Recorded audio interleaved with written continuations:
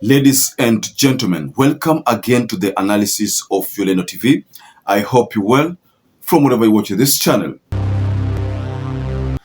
Mbadi seems to be exerting his foot, in the Treasury and trying to convince the people who still don't believe that he can deliver, that he is the boss there. So in a crucial meeting held in Nairobi on Wednesday, Mbadi met with the International Monetary Fund representative in Kenya, Salim Sekir. The discussions focus on the current state of Kenya's economy and potential areas for collaboration between the Kenyan government and the IMF. It is okay that people don't like IMF, because of the loans, or rather because of their tax policies that always don't augur well with most of our citizens of any country. If you've been following the story about IMF and World Bank and ghost projects, you'll agree with that so many citizens in many countries don't like IMF. But you see, when it comes to developments, and development partners, IMF is a body that you can't do away with. You will need it to foster, economic growth. So I want us to go extensively into this meeting between Mbadi and Salim Sekir, and the implication of this meeting, especially taking into consideration Moses Kuria's statements. But before we get there, please like this video. It's so important. If you like this video, I'm so grateful for everyone who has been liking our videos. I don't take that for granted. Subscribe to our channel if you've not subscribed before, and to existing subscribers, thank you so much for your support. One would want to easily blame Mbadi that is also trying to satisfy the appetite of IMF, but that's not the case. Baba hata kama ameungana na William Ruto bado tunamuona anazidi kutenga maneno. Hata leo nimemuona Kisii bado anazidi tu kutenga. Na hiyo kutenga ndio ilikasirisha vijana wakatoka kwa barabara. Hii mambo yako William Samoei Ruto unafaa uachane nayo. Kama unajua ya kwamba uwezi timiza vitu ambao unaambia wananchi, beta unyamaze. Lakini mimi nasema ya kwamba mtu kama Mbadi amewekwa pale finance na nimekuona sasa unaanza kukaribisha watu wa IMF katika hii Kenya yetu. Na mimi nataka nikwambie Mbadi, kuwa makini sana. Hao watu wa IMF wameharibu inchi mingi sana katika Afrika hii na tumeona. Thank you.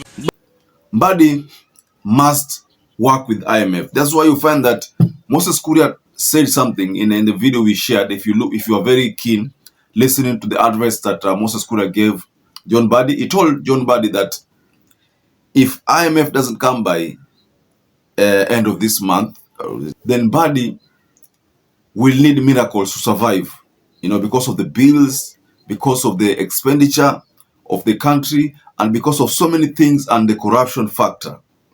So most of the details regarding this meeting are still discreet, but according to the story that we have here, Salim Sekir, who is now the IMF representative of Kenya, acknowledged Kenya's efforts to stabilize its economy and offered the fund's continued support. He noted the importance of fiscal discipline and prudent economic management in ensuring long-term sustainability. The IMF has been working closely with Kenya through various programs providing technical assistance and financial support to bolster country's economic resilience. So that's a statement that came from this meeting of the two leaders. IMF was largely blamed for what happened with the Finance Bill 2024. They took majority of the blame. That's why you find that a day before William Ruto declined to sign that finance bill, there was a communication between him and the IMF representatives. And Ruto seems to have sought for advice from IMF on what needs to be done, because now Kenyans had rejected the finance bill. And there was every indication that he was not going to sign it. So because it had dawned on him that he was not going to sign it, what he did, he called IMF.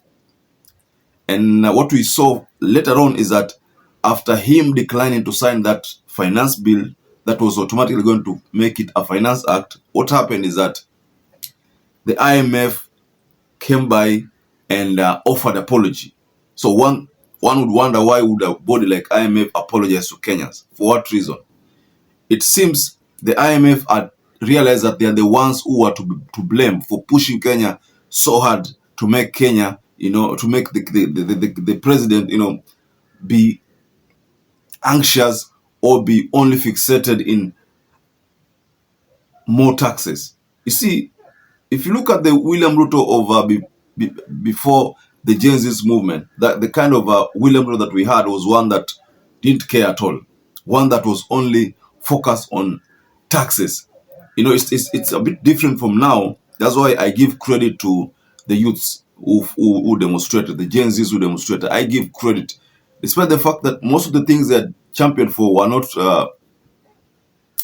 taken into consideration, but we are now seeing a different William Ruto.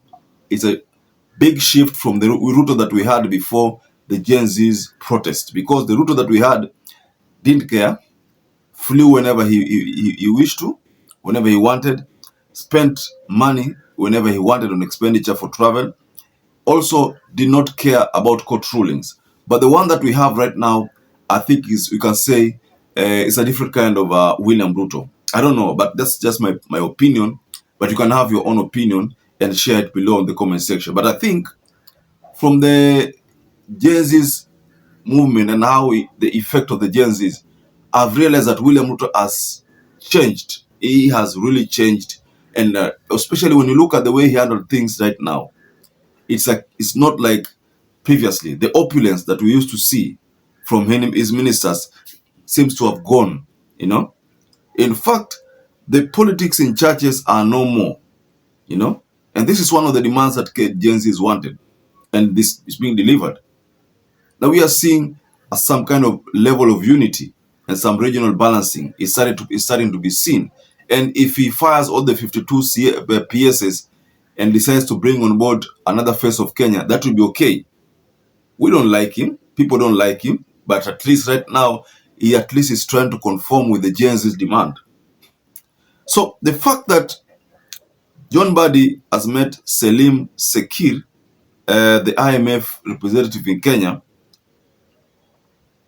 seems to be a plus, because Kuria had talked about miracles. If at all IMF does not come by, then Mbadi can only pray for miracles. In fact, Moses Kuria said that he's the one who's going to pray for John Mbadi. If you remember that statement, he is the one who's going to pray for John Mbadi, because he knew very well that John Mbadi was not going to make it first.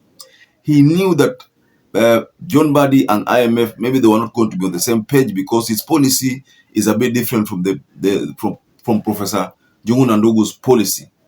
Because maybe IMF realized that with Njuguna Ndung'u, they could easily, advance their agenda, more taxes. But with Mbadi, more taxes, no. What needs to be done is that the loopholes need to be sealed. The tax expenditure need to be reduced, so that Kenyans' taxpayers' money can be seen. Right now it can't be seen because the tax expenditure could do. So they are losing a lot in terms of billion. So I think this meeting between John Mbadi and the IMF representative, maybe it makes sense. It will make sense. It will make sense. But of course, there will be loans. Now, to be honest, there will be loans. Loans will be issued. I don't know whether these loans will be expensive, because from Moses Kuria's statement, he said that Kenya had been downgraded. So I don't know what that means, because being downgraded means something else. If your loan was 2% interest, when you're downgraded, it means you now pay 4%. Now, ladies and gentlemen, I'd like to rest my case here. But what do you think about this meeting from Mbadi and IMF, Salim Sekir? What do you think was discussed there? Just go below in your comment section and you can offer a reaction on it. So perhaps if you watch this video and have not subscribed, take 1 second and subscribe. Like this video. Until you catch up again, stay safe and stay blessed.